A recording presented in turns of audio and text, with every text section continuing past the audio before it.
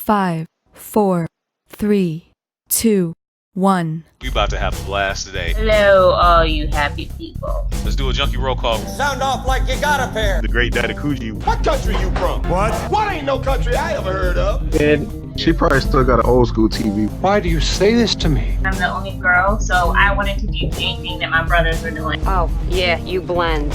She's cute too, huh? Indeed! That's fine. Just give us a second. She with you? The film is just lazy. Like I said, they like vision. But you got to have vision.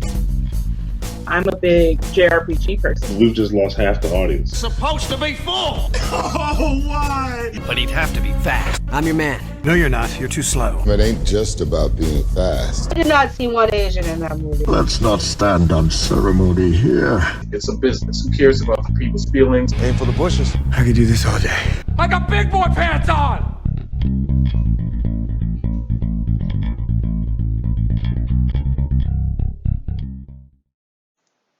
What's going on out there, junkies? It's Kenshiro. We're back with Culture Junkies Live. So glad we're back. Happy after Labor Day. I know a lot of you guys had to go to work, so did we, but it is what it is. Got to make that money. But I couldn't wait to get home because we got a really great show in store for you guys.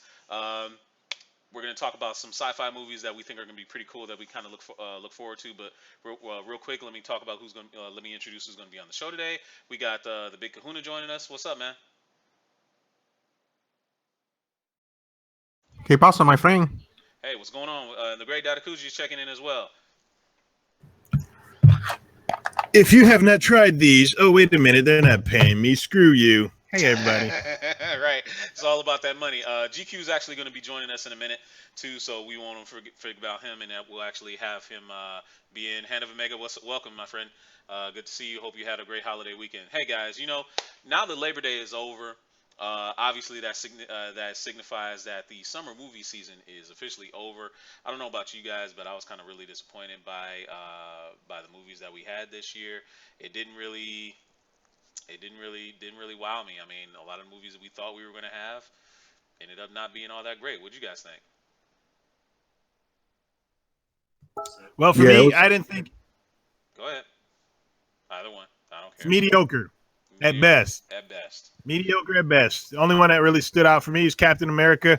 You know, Civil War, and that one I pretty much like that one.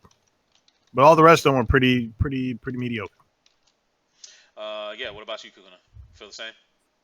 Yeah, man. I remember. I mean, most of us in 2015 was so hyped for 2016 movie year. We was like, man, I can't wait for 2016. It's gonna be crazy. Crazy good. Crazy. We got Deadpool, which was good. Technically, that wasn't summer though. Technically, that wasn't summer. Oh, we're doing summer. Okay, Yeah, well, yeah. Considering summer, yeah. Technically, that wasn't summer. Yeah, summer. Yeah, summer was. Yeah, that was disappointing then. Yeah. Totally agree. What do you think was the best movie to you in the summer? You say Captain America would be the best one? Civil War, yep. Civil War, yep. Okay. Same for you, Dado? Civil War was the best one? Yeah, I think Civil War was the definitely the high point of the summer for me. And you know what? Didn't take #1 spot in the top 10 movies, grossing movies of this summer. It was #2. Yeah. Hand of Omega says Ghostbusters was okay. Star Trek was great, but nothing beat Civil War. And I have to agree with him. Star Trek is a little bit better than I thought it was going to be based on the trailer. The trailer kind of made me feel like it wasn't going to be all that good, but it ended up being better than I thought. We all pretty much expected Ghostbusters to be a bomb, and it kind of was. But it is. I didn't think it was a bomb. Oh, okay. I'm sorry. I thought Ghostbusters was good. Not a bomb. Let's not go there again. Hey, I don't know where you're going. It may not have made his money back, but it was still a good movie. And the only reason why it didn't make his money back because you got people. I don't want to go see it because I got girls in it. It's like, so what? Movie was good. No, it's not. Seriously, man. It's not because of the girls. It wasn't because of the girls at all. We just felt like it really wasn't going to be that good. Period. We just felt like it wasn't going to be that good. Yeah, whatever. Like I said, people hate on stuff before they see it. And then their mind is already made up not to like it. Mine wasn't made up not to like it. Your mind was already made up. No, my mind was not made up. I went in there straight up. Because it looks like it's not going to be good. Look, they had its funny moments, but overall, it just it was just lackluster. Wouldn't you say that too, Kahuna? I still haven't seen it actually. Well, you're not really missing a lot. But I do hear that is some of the best 3D on any movie. So Go see it, Kahuna. It was really good 3D. It was really good 3D. I'll give it that. It was really good 3D. But anyway, guys, kind of what piggybacking off of that, we had obviously a disappointing summer season, but there wasn't really like some really good sci-fi movies that I thought. That people might really want to be interested in seeing. So we went ahead and Junkies, we went ahead and picked a few movies that we think you might want to check out. And one of the first ones is actually supposed to drop, I think, might be next week or something like that. It's Arrival with Lois Lane, Amy Adams, and Hawkeye Jeremy Renner, about some aliens that come to Earth. Where we've seen this before, similar ships shaped much like those Independence Day ships were, and they're like all like inverted and stuff like that. And Amy Adams is playing like a linguist and has to try and figure out whether the aliens are here to hurt us or not. But odds are they probably are here to hurt us. Wouldn't you say? What'd you think of the trailer when you guys saw it? I think it looks pretty good. You know what it kind of reminds me of? Damn it. What was the movie with I think they went to Mars. Was it Mission to Mars? Mission to Mars? Was Cheeto in it? I think Cheeto was in it. Might be Mission to Mars then. Mission to Mars, and my man who played Lieutenant Dan in Forrest Gump. Gary Sinise. Gary Sinise, yes. Gary Sinise. Yeah, he was in there, and there was like a structure, like the face. I think it was the face on Mars that they were going to investigate. Oh yeah, I remember that one. And they get in there, and they were like trying to communicate with it and all that. And they went in there, and it was fun, showing like the secrets of life or the universe, and that's what Arrival kind of reminds me of. Okay. Yeah, calling BS on that linguist learning their language though. Yeah. There's a stone here on Earth that has language on it, and nobody can translate it. Know what the heck is going on? So I'm like, get out of here. You're not learning no alien language in that short period of time. And you can't even freaking translate the shit we got here. Right. Looks interesting, though. It does. But there's another movie that I think is going to catch a lot of people's attention. And that's The Girl with All the Gifts. This one, I think universally between all three of us all four of us that are going to be on the show when GQ gets here. Is that thank you Meow-Yin's over in the chat. Arrival comes out in November. Arrival comes out in November, not next week like I thought. But The Girl with All the Gifts actually looks pretty cool. Dido, why don't you kind of brief some of the crowd on what you thought of the movie when you saw the trailer? When I checked out the trailer, wow, it looks very interesting. It looks like it's another take on a zombie genre, but it's done just slightly different because almost every every movie of zombies, you have the people who are not infected, even though everybody in the zombie movie is infected, they're just not dead yet. And then you have the people who are dead that's coming back eating people. Well, you have a group of kids apparently that are infected, but you wouldn't know that they're infected until you put some flesh in front of them. Then they'll want to eat you, but they can still converse with you, talk to you. By lack of a better sense, they look like they are, until what the guy do? Put some saliva on his arm. Yeah, and they were about to fucking tear. If they weren't strapped to the chairs, they would have tore him a new one. But apparently, the compound they were at gets attacked by the zombies, of course, and one of the girls has some kind of I don't know if you want to call it a power or something of the sort. Where they're trying to figure out her meaning. What is she here for? Maybe she's used for a cure because they're being experimented on by Glenn Close's character. Glow. He got that glow, but it looks pretty interesting. I love zombie movies, but zombie movies can only do so much. So they got to change some things. They got to add some kind of plot. They got to add something new to them. So I'm looking forward to seeing that one. What do you think of it, Kahuna? Yeah, it looks good. It looks like, it reminds me of I keep forgetting what the movie is. TV show. It's a sci-fi channel show. It's called like Zombie Z or Z something. I don't know. Basically, the guy is like he's infected or whatever, but he's not infected or whatever, so he kind of like has the cure for something. I don't know. I mean, I don't know. That's what it kind of reminds me of. But let me tell you about the zombie movie. What is it? Zombie Nation. Zombie Nation, yeah. There's GQ. I'll tell you what about zombie movie. I love zombie movies, but the ones that freak me out the most are the ones with the fast moving zombies, the ones that come running after you. I'm a big dude. I'm not built for running. So if I'm in that scenario, I can't run. I got to use all my strength to fight. And this movie, you know, they had, if you guys see the trailer, is a lot of fast moving zombies, running zombies. So those are the ones I kind of enjoy. Kind of like what was that? What was the first movie that had those running zombies? Was it World War Z? No. It was Return of the Living Dead. Well, Return of the not Living Dead, definitely, but the one that really brought it the one back they were to in prominence London. was Dawn of Yeah, that's what I meant. Dawn of the Dead, not Return of the Dead. The one they were in London. In London, you talking about 28 Days Later? Damn, I got it. 28 days later. 28 days later. 28 days later. Man, I heard when that they this showed movie is actually kind of spiritually like that movie, so maybe that's also why it's good. Man, when I first saw that zombie movie, man, you saw these cats So, I mean, running. I was that's like, why you shit. get that same type of feel. What was that, GQ? What'd you say? It's a British film. That's why you're going to get that same type of feel. Okay. Yeah, the Brits love zombies. Yeah, I think, you know, and this movie's got Gemma Arterton and Glenn Close in it. So, you know, it's not necessarily a bad cast. I think the little girl that's playing the title character could probably end up being a breakout star. That's just me though. But another movie similar to that, we had another zombie movie. Now I think this movie might end up coming out like next year or something like that. Is Patient Zero, and this one has Matt Smith, who you know from his stint on Doctor Who.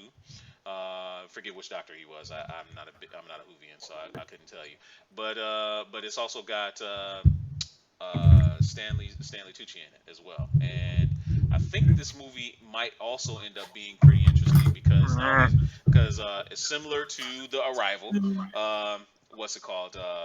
Natalie Dormer. She the late Princess Marjorie from Game of Thrones is playing a linguist who has to learn how to communicate with the zombies in this movie. Now, but you almost got it backwards. I hate to interrupt you. Okay, go ahead. Correct me. Well, it's about Matt Smith. Apparently, is not according to what I saw. It said Matt Smith has the ability to talk to what they call the infected, and according to what it read, they said that it's the mutated rabies makes people highly intelligent, changing their species. I don't even understand why they would be a threat if they're highly intelligent. Why you want to go around eating, killing people?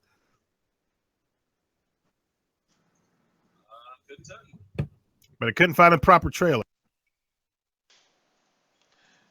Let's see. Well, I don't really have a lot on that film because I don't think that movie is going to be coming out this year. It might be coming out like next year or something like that. But let's see. Another film that also doesn't have a whole lot, but might be kind of interesting is The Circle with starring Tom Hanks, John Boyega, and Emma Watson, and also Kieran Gillen. And this movie is about, I guess it's based on a book that was in 2013. And Emma Watson, I guess, plays the title character, and she ends up joining this company. It's like a tech company, and she gets involved with a mysterious guy, and I'm assuming the mysterious guy is probably going to be Tom Hanks. But from what I read, it seemed like it was going to be pretty interesting. So I don't know. You guys should look out for that as well. Hold on, did you say Tom Hanks? Yeah, Tom Hanks. Tom Hanks ain't mysterious. He's a bosom buddy. That's what Tom Hanks. Right. But one movie actually that really caught me by surprise, and is something that's going to be coming on Netflix actually pretty soon. And it's Ark, and it's starring Robbie Amell, who you know from his stint as Firestorm in the Arrowverse movies. And it's kind of like Groundhog Day with a sci-fi slant to it. Let's see, Kahuna, you checked out this trailer. What'd you think of it? It looks good. I mean, it's Sci-Fi Groundhog Day, which pretty much that Tom Cruise movie. I think it was Day After Tomorrow. Oh, they had like two or three different damn titles. Forgot what it was changed to when it came out on Blu-ray, but it's pretty much that. I mean, the guy's reliving the same day over and over again, and I mean, it looks good though. You know, I like Robbie Amell. He is a good, pretty good actor. I've followed him through various TV shows through his career. It looks interesting. Yeah, it does look interesting to me. I'll check it out. I'm gonna check it out too because I thought that of the movies that I saw the trailers of, this one being like completely under the radar, I thought it was very interesting, and I'm actually really intrigued to watch it. I am. And you know, Netflix has had a pretty good track record so far too. They have had a really good track record lately. So yeah, guys. So those are some of the movies I think you guys really should be checking it out. Looks like Anthony Mentor over on Facebook is also kind of looking forward to that. So yeah, I would definitely check that out. Arc should be out pretty soon. If he can maybe pry you away from Luke Cage when Luke Cage comes out later this month, I don't know. We'll see. So anyway, guys, next week sees the return or the release of a highly anticipated film, something that we've held near and dear to our hearts since we were kids, and that is Transformers the movie comes out on Blu-ray next week. And earlier today on our Facebook group, I shared an article that actually had some of the screenshots from the transfer, and GQ was all over it. He loved what he saw, and I can't say that I blame him. What do you think, GQ, of the footage or the screens that you saw? Dude, yeah, those screenshots show that like that Blu-ray they went back and remastered that thing for real. They didn't half step it on this one. This transfer and that remake, and I'm sorry, not remake, that remaster is going to be perfect. They like just a couple of early shots right off the bat when Unicron is attacking the planet Linthone. You see detail in those shots that you didn't even see in the theater. Like you could just see like close up of like people running around. Some of some of the Transformers that were about to get attacked. Essentially, when you see that shot of them looking out the window at Unicron in the original cut, and even in the DVDs, you couldn't really tell that it was them looking out the window. And right, it was blurry as hell.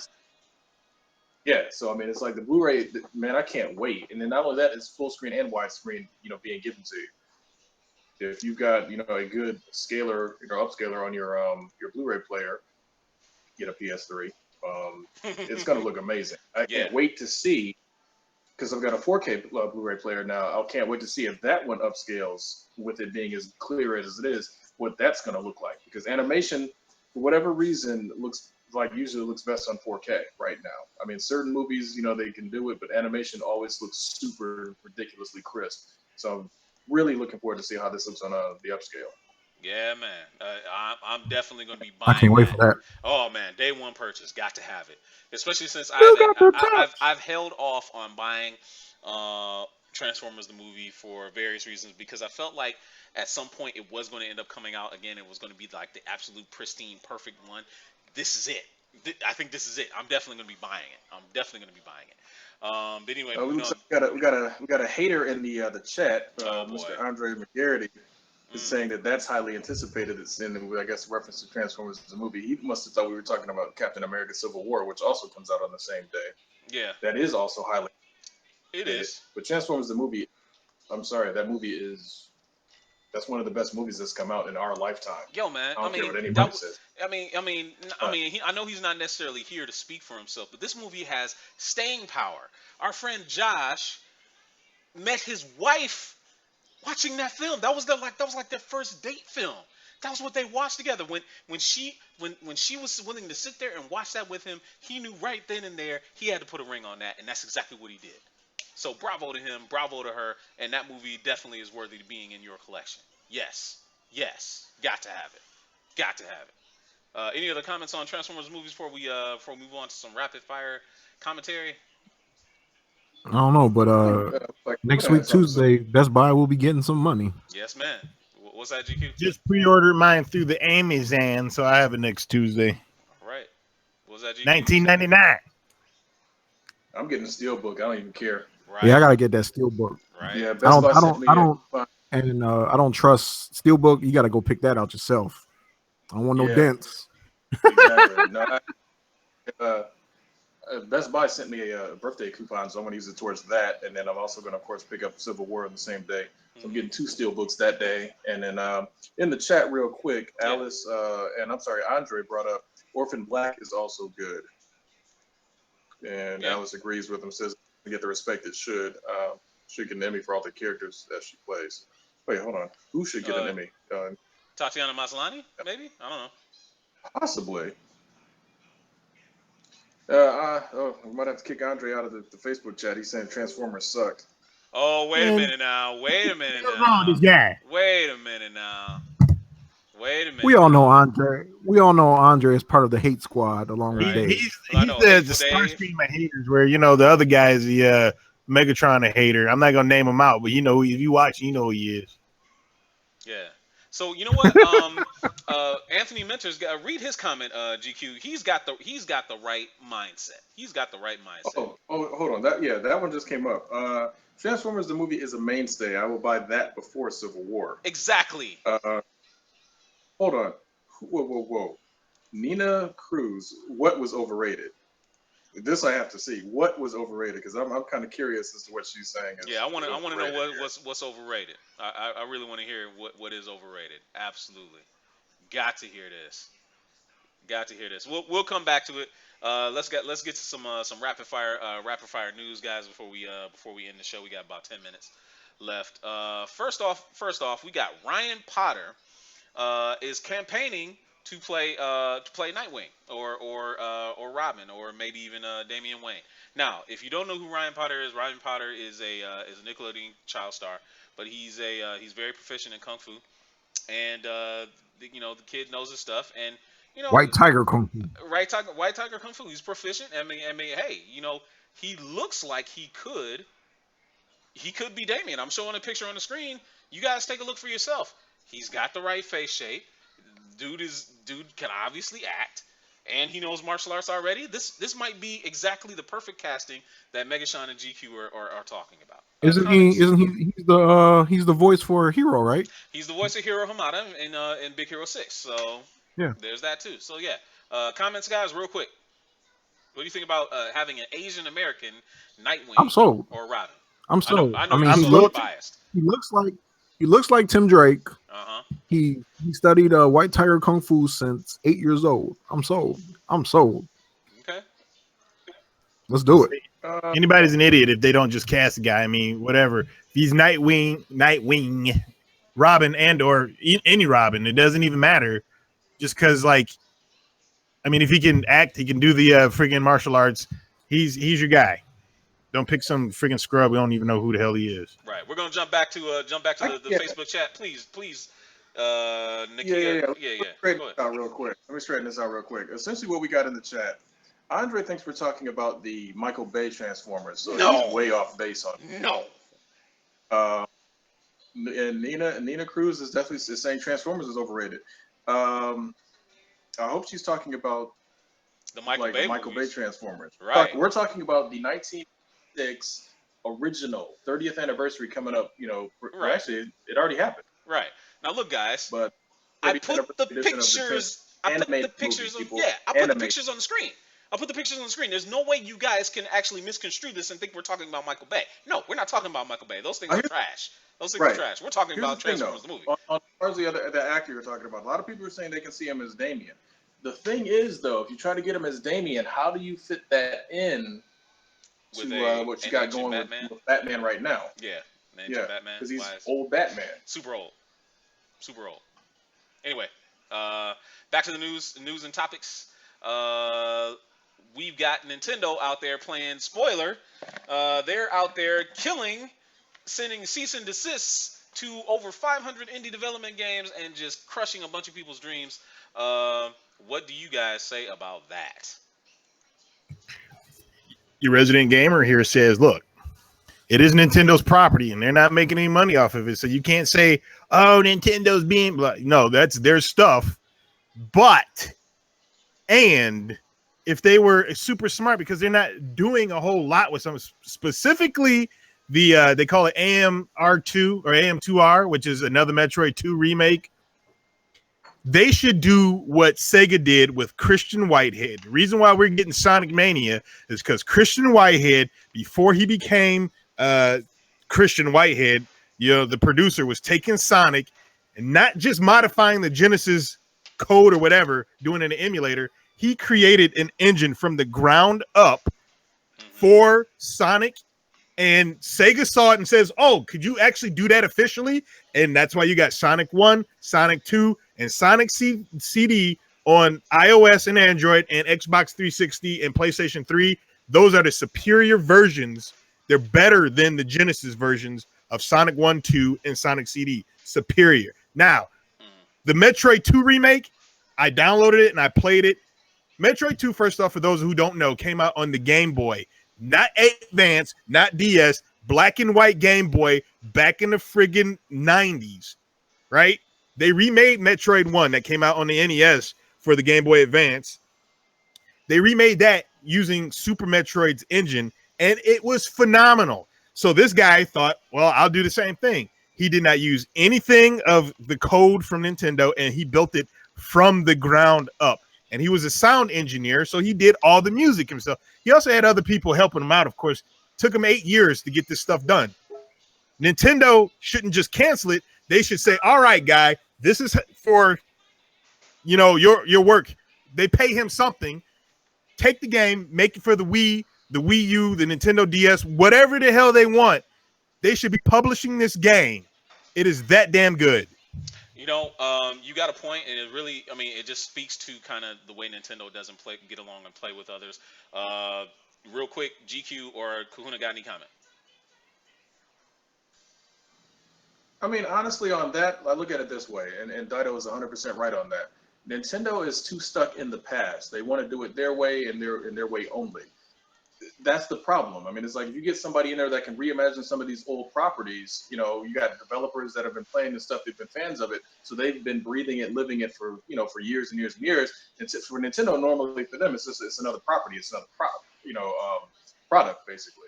But if you have somebody that's that invested in it and they can turn it around to make it something fun and basically bring it back to what a lot of fans would like to see, why not capitalize on that? I mean, that's how you get some of your best innovations is from a fan. Sometimes fans come up and they think of things in ways that the company just would never think of. Is it anyone? And like you said, it's already basically done.